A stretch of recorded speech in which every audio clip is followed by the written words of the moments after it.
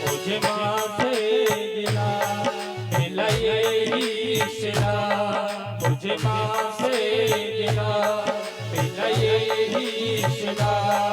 बेटियाँ क्यों पराई है, बेटियाँ क्यों पराई है मेरी माँ, बेटियाँ क्यों पराई है।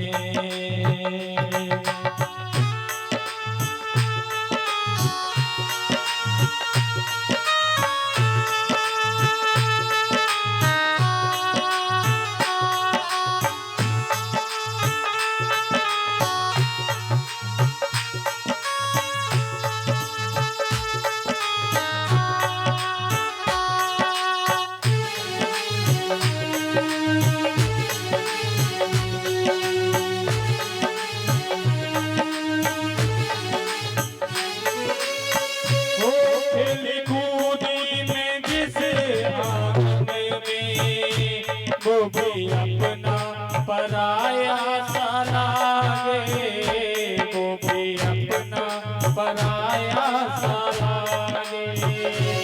ऐसा दस्तूर क्यों है माँ, जुर्म इसका चला इसके आगे, जुर्म इसका चला इसके आगे। एक को भर दिया, एक को भर दिया, एक को भर दिया, एक को भर दिया। तेरी कैसी खुदाई है, बेटियाँ क्यों पराई है मेरी माँ, बेटियाँ क्यों पराई है। मुझे माँ से गिला मिला यही सिला, मुझे माँ से मिला यही सिला। बेटियाँ क्यों पराई है, बेटियाँ क्यों पराई है मेरी माँ, बेटियाँ क्यों पराई है।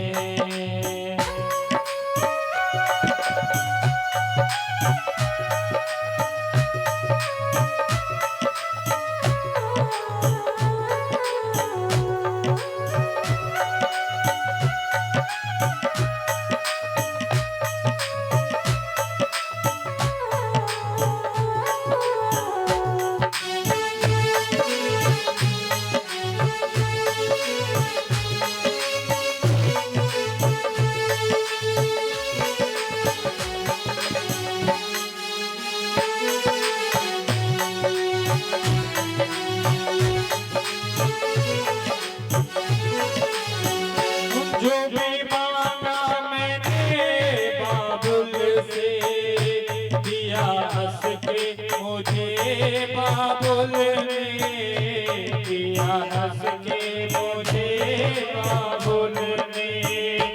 जो भी मांगा मैंने बाबुल से, दिया हंस के मुझे बाबुल ने, दिया हंस के मुझे बाबुल ने। प्यार इतना दिया है मुझको, क्या बयां मैं करूं अपने मुख से, क्या बयां मैं करूं अपने मुख से। जिस घर में पले उस घर में ही माँ, जिस घर में पले उस घर से ही माँ। ये कैसी विदाई है, बेटियाँ क्यों पराई है मेरी माँ, बेटियाँ क्यों पराई है। मुझे माँ से गिला मिला यही सिला, मुझे माँ से गिला मिला यही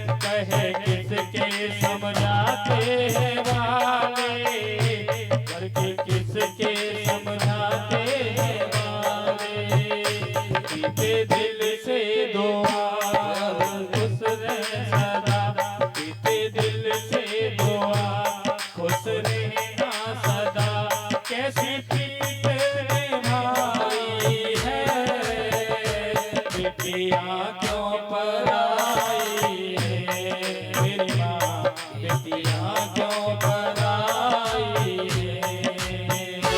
मुझे माँ से गिरा मिला यही सिला, मुझे माँ से गिरा मिला यही सिला। बेटियाँ क्यों पराई है, बेटियाँ क्यों पराई है। मेरी माँ बेटियाँ क्यों पराई है, मेरी माँ बेटियाँ क्यों पराई है। बांके में हरि लाल की जय हो। बेटी जब तक अपने घर में रहे उसे किसी प्रकार की कोई दिक्कत नहीं है। कब जगना है, माँ बेटी को कई बार हेला लगाती है ना, बेटी जग जाओ सुबह हो गई, लेकिन अरे मम्मी अभी और थोड़ा सा सो लेने दो, और सो जाती है। 8 बजे भी जगह तो कोई दिक्कत नहीं, मम्मी लगी है काम में, भाभी लगी हुई है काम में, जो भी घर में अन्य है अपने से बड़े हैं, चाची वगैरह हैं, ताई हैं। अगर संयुक्त परिवार है तो, एकल है तो फिर तो साथ में सब चल ही रहा है। आजकल संयुक्त परिवार बहुत कम मिलते हैं, एकल परिवार ज्यादा मिलते हैं। परिवार की परिभाषा ही बदल दी। परिवार का मतलब होता था पहले घर के बड़े बुजुर्ग, दादा दादी, परदादा परदादी, बेटे, चाचा चाची, सब एक ही परिवार में रहा करते थे। भैया भाभी जितने भी हैं सब लोग, किसी का ये नहीं कहते ये मेरा है ये तेरा है, सबका है, हमारे परिवार का है, वो परिवार के नाम से चलता था। लेकिन आजकल परिवार का केवल मतलब ये रह गया है माता पिता और पुत्र। पुत्र की शादी होती है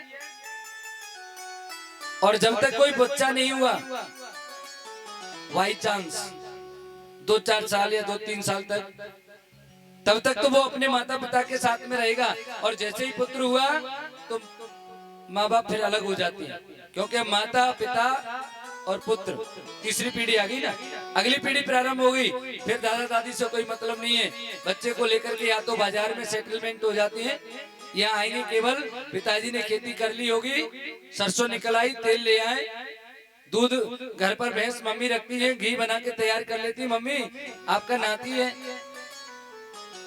उसके लिए घी दे दो, दूध भेज दिया करो, गेहूं करके तैयार कर लिया, बस होली दिवाली कभी आ गए तो ठीक है, नहीं तो उनकी होली दिवाली भी यार दोस्तों के साथ में मनती है। बच्चे का बर्थडे मनाना है तो माँ बाप के लिए फोन करके बता देते हैं आपके नाती का बर्थडे है, आ जाना। बर्थडे में क्या करना है, केक लाएंगे, बर्थडे मनाएंगे, शाम को आ जाना। अब माँ बाप को तो घर की व्यवस्था भी देखनी है ना, बेचारे नाती के बर्थडे तक नहीं पहुंच पाते। नहीं तो पहले तो जब जन्मदिन आता था या कोई दूसरे कार्य होते थे तो घर में सत्यनारायण भगवान की कथा कराते थे। आजकल कथा बता तो सब भूल गए, कहते सत्यनारायण की कथा में बहुत खर्च हो जाता है। शायद सत्यनारायण भगवान की कथा में इतना खर्च भी नहीं हो, उससे ज्यादा खर्चा तो वो जो डीजे ला करके रखते हैं ना उनमें हो जाता है। यार दोस्त आएंगे उनकी पार्टी में हो जाएगा। 400-500 रुपए से कम तो वो केक नहीं आता। हमारे धर्म में, सनातन धर्म में काट करके बांटना, बत्ती बुझाने का कोई रिवाज है ही नहीं। ये सब ईसाइयों से सीख रहे हैं हम लोग। ये ईसाइयों की पद्धति है, जहां बत्तियां व्यक्ति मर जाते हैं, मरे हुए व्यक्तियों की जो मजार बनी हुई होती है उन पर जाकर तो मोमबत्तियां जलाई जाती हैं, और जो जिंदे लोग हैं उनमें जला करके मोमबत्तियां बुझाई जाती हैं। हमारा सनातन धर्म ऐसा बिल्कुल भी नहीं करता। हमारे सनातन धर्म में तो दीपक जला करके अंधकार को दूर करने की भावना से दीपक जलाया जाता है। तमसो मां ज्योतिर्गमय। हमारे यहाँ काट करके किसी को अलग करने की इस भावना से नहीं है। बल्कि हमारे यहाँ तो दाने दाने को जोड़ करके एकाकार करने की अर्थात लड्डू बांटने की भावना से लड्डू बनाए जाते हैं हमारे यहाँ। ठेके की कोई विधा थी ही नहीं, ये सब पाश्चात्य संस्कृति का प्रभाव है। खैर, सेठ जी ने लड़की का विवाह कर दिया। सोच रहे होंगे पता नहीं कहानी कहाँ चल रही है कथा, वही होंगे। हाँ, सेठ जी ने अपनी बेटी का विवाह कर दिया पड़ोस के गांव में। बेटी पहली बार गई तो विवाह पर यही होता है, पहली बार तो बेटी को कोई काम नहीं करने देते, कोई काम नहीं करना है, किसी काम से हाथ नहीं लगाना। जहां बैठी है बस गुड़िया सी बैठी रहती है, मूर्ति की तरह स्थापित, तो वहीं आकर के चाय पानी सब कुछ वहीं मिलता रहता है। दूसरी बार जाएगी, थोड़ा बहुत धीरे धीरे वो स्वयं करना चाहे तो कर सकती है। रसोई की तरफ तो तब भी नहीं जाती, क्योंकि पहले चूल्हा पूजन होगा ना, उसके बाद रसोई तो पकड़ेगी। हाँ, और जैसे ही कार्यों में धीरे धीरे दूसरी तीसरी बार पहुंचती है, फिर कार्यों का भार सास अपने आप बताने लग जाती। देख बेटा, इस कनस्तर में तो आटा रखा है, इसमें इस डब्बे में ये चाय पत्ती रखी है, इसमें शक्कर रखी है, दूध यहाँ रखा जाता है, फ्रिज में ये चीज रखी है। बाहर से तेरे जो ससुर साहब हैं वो रात को 9 बजे आते हैं दुकान से। ये छोटा सा एक देवर है, ये पढ़ करके आता है, इसको होमवर्क कराना है। ये तेरी ननद है, इसका भी कार्य तुझे ही कराना है। और बेटा देख, मेरे घुटनों में दर्द होता है, शाम को आकर के थोड़े से मेरे पैर दबा दिया करना। ससुर जी को गरम गरम रोटी खाने की आदत है, और तेरा पति तो ऐसा है, उसे तो कुछ भी दे दो बेचारा, वो तो बहुत सीधा है। अब मालूम चला घर में और सब गरम गरम खा रहे हैं, तो पति देव कोई क्यों, कोई देगा क्या? सुबह की शाम को एक बेटियों में बड़ी अच्छी आदत होती है, माताओं में बड़ी अच्छी आदत होती है, अगर शाम का भोजन बच जाए तो सुबह स्वयं खा लेंगी, लेकिन किसी दूसरे को नहीं देंगे। सुबह का बचा हुआ भोजन स्वयं शाम को खा लेंगे, लेकिन सबके लिए गरम गरम बना के खिला देंगे। ये शक्ति है इनके अंदर, इसीलिए तो माताओं का भाव बड़ा ऊंचा बताया गया है। लेकिन यहाँ कुछ गड़बड़ हुई। इस बालिका से जैसे ही घर में पहुंचे ना, बालिका से काम का कहा गया, बेटा तेरे ससुर जी आगे जरा पानी दे लेकर के आ जा। अब तो इसको लगा पानी भी मुझे ही देना पड़ेगा, मेरी शादी नहीं हुई तब तक पानी कौन पिलाता था इस ससुर को। सास कहने लगी, बेटे जरा मेरे पैर मत दबा दे जरा। अच्छा, मेरी शादी नहीं हुई थी उससे पहले तुम्हारे पैर कौन दबाता था? अब तो मैं काम भी इतना कर रही हूँ, घर में झाड़ू पोछा कर लेती हूँ,